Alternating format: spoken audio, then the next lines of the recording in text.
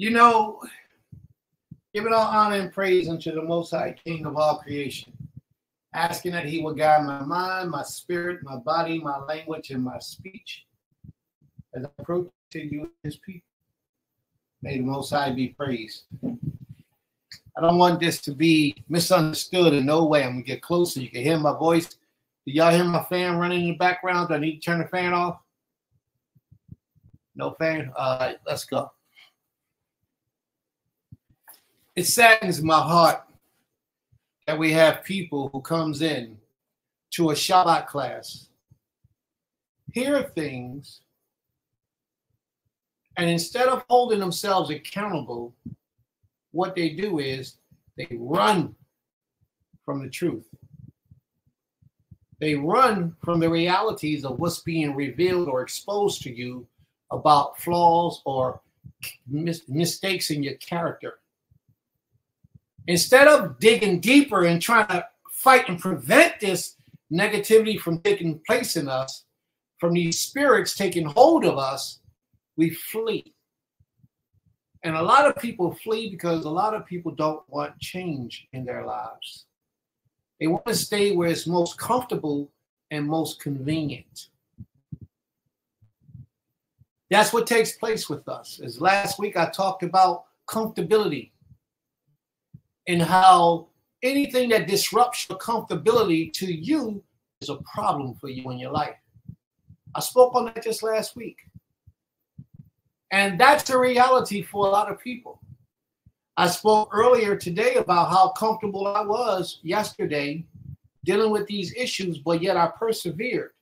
And that's what allowed me through the Creator's blessings to be victorious in the end of the day. Where I can sit back and say every challenge that they gave me yesterday, that they knocked me out the box, I was able to conquer. And I defeated it and I beat it. And then at the end of the day, I was thankful because everything I set out to do, and the adversary said, hold up, wait a minute, it ain't happening. The Most High allowed it to be done. But a lot of people don't have that type of spirit. A lot of people don't want to deal with issues that are uncomfortable for them or uncomfortable to them. There are certain things about yourself that you cannot change and will not change because you can't, and nobody has the right to criticize you for those things. Like I can't be taller. I can't be a foot taller. You know what I mean? If you can be a foot taller and you want to be a foot taller and being taller is a good thing for you and good thing for life, then by all means you do everything you can to get there. But if you cannot be taller, or it's not a problem for you to be short and it's not unhealthy, then that's nothing for anyone to concern themselves with. But if you have a spiritual leader, the job of your spiritual leader is supposed to be to enlighten you, to strive harder to get the nature of you under control. A lot of people don't have the persistence or the diligence or the, what could I say, the way of bettering themselves, the desire of being the best version of themselves, and the consistency to do what is best for you to be the best version of yourself. Many of us know what we should do, but very few of us put that in practice to actually bring out the best of us. So when you go to a Shabbat service, when you sit in the midst of learned people, humble yourself. Don't go in there with an arrogant mind. Don't go in there thinking about he talking about me, she talking about me, or they talking about me. If it fit, wear it. Own up to it.